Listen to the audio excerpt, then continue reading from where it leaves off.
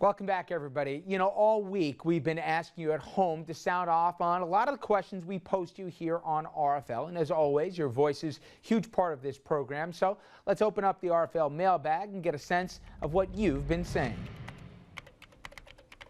Last night, we went in depth on the dangers of a controversial nuclear power plant in our region that is up for relicensing next year. Now, we sat down with Bill Dean, he the representative of the Nuclear Regulatory Commission, who is forced here to make the argument for not only the nuclear industry, but for why this plant ought to get another 20, if more years here to continue to operate. Now, many people argue they're nothing more than rubber stamps for the nuclear industry, the NRC.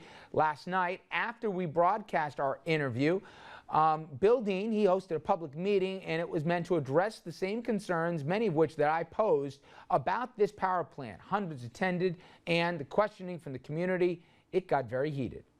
Not another second, not another hour. We can't live with nuclear power. Fukushima waiting to happen on the Hudson. It's time for the people in Washington to stop protecting those who are making millions and millions of dollars and start protecting the people who live around those plants. And there's a lot more of that. Now, the first of Indian Point's 2 licenses set to expire, as I said, in 2013, and the NRC, as we speak, reviewing the company's renewal application. But, as we also said, it's more often than not that there is basically a relicensing regardless of the questions and some of the practical concerns surrounding a nuclear power plant, especially one in such a densely populated area. So we asked you at home here to give us your thoughts. And again, our question was, should Indian Point be relicensed? Well, most of you said no way. Let's begin with Christina, who sent us this comment via Facebook saying, if there were any unanticipated seismic event, there could be disastrous consequences. There's no plan in place that can adequately move that many people to a safer zone outside the radius of harmful levels of radiation. Similarly, Cynthia said, Indian Point should not be relicensed, shut it down, and open up a wind farm on the property instead. This plant is scary.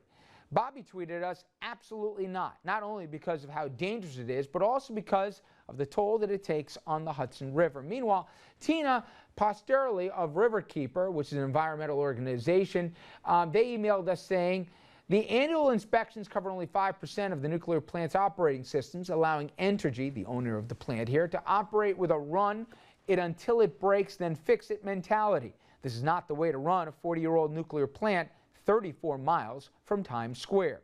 But we did get this tweet from Tuckahoe Tommy, who disagreed with those who have many complaints, saying, of course it should be relicensed. How are you lighting up 2 million homes? And what is the problem with nukes? Okay, we're going to wrap things up when we return, so please stick around.